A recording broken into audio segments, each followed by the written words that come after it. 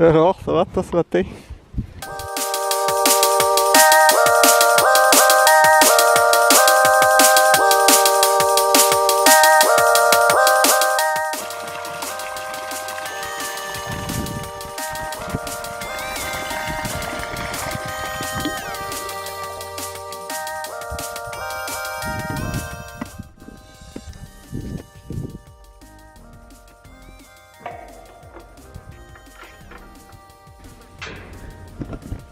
Bon, je suis passé mettre l'eau aux vaches, là on va voir si on les trouve un peu, parce que là elles sont dans un grand parc, donc c'est pas toujours évident de les trouver. Comme ça on les verra.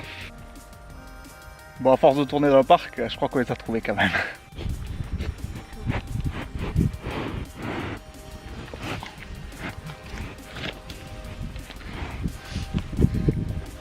Allez, on va continuer.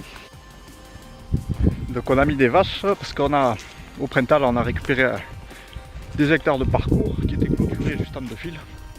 Et bon, de toute façon on n'avait pas le temps de reclôturer, on n'avait pas assez de brebis. Et c'est vrai que ça nous tentait depuis un moment. Et le but à long terme, c'est vraiment de jouer sur la complémentarité ovin bovin et vraiment mettre en avant les brebis, comme ces romanes sont très prolifiques. Et du coup, normalement, on le fait de jouer sur un lot de simple, un lot de double. Donc les brebis avec plusieurs agneaux, les mettre en priorité sur la bouffe, et celles avec un seul, les faire un peu s'en servir pour racler les parcelles.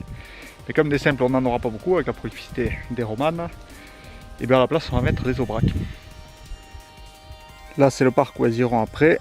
Donc c'est du sous-bois. Et là, c'est où elles sont actuellement. Donc on voit quand même qu'il y a une différence. Donc l'avantage du pâturage continu, c'est le niveau travail. C'est sûr que là, une fois que la clôture est faite, et après on ne s'embête pas de moment. Mais par contre, le gros inconvénient, c'est sur la gestion de l'herbe. Là, on voit qu'il y a des zones, alors que ça fait un moment qu'elles y sont, qui n'ont pas du tout été mangées, comme ici. Et tant d'autres zones qui sont raclées.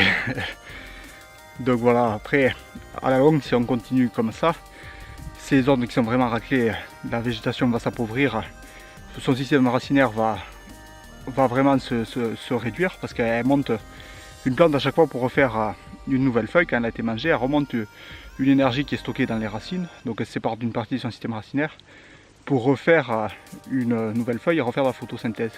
Et si cette nouvelle feuille est de nouveau mangée, à chaque fois c'est le même cercle, et du coup ça baisse encore plus ses réserves, et à la fin on a vraiment une végétation qui produit 3 fois rien. Et à l'inverse, si tu laisses trop de résiduels, donc si la parcelle n'est pas assez mangée, voire pas du tout, ce qui se passe, c'est que c'est les graminées donc, qui vont monter, et en séchant, comme elles ne sont pas consommées, c'est une plante qui est très carbonée, et qui va mettre plus d'une année à se décomposer après, donc ça fait un tapis au sol. Et ce tapis vient empêcher toutes les repousses annuelles ou les trèfles de redémarrer au printemps d'après, ou même les concurrencer en montant très haut par rapport à la lumière. Et donc ça va énormément appauvrir la flore. Et au bout de 2 ans à peu près, une fois que toute cette herbe est décomposée, ça se place justement souvent des buissons ou ce qui arrive à prendre la place dans ces endroits. Donc aujourd'hui, le but sur l'exploitation, c'est vraiment d'optimiser la gestion du pâturage pour éviter donc toutes ces zones de sous-pâturage, de sur-pâturage, et donc de ce fait améliorer énormément la qualité des prairies et sa production. Si on améliore la qualité, on améliore la production des prairies, et surtout on améliore les performances des animaux dessus. Et donc après on arrive le but, c'est d'arriver à finir le plus d'animaux à l'herbe, même en conditions sèches comme on est ici. Donc voilà, on verra si on y arrive d'ici quelques années.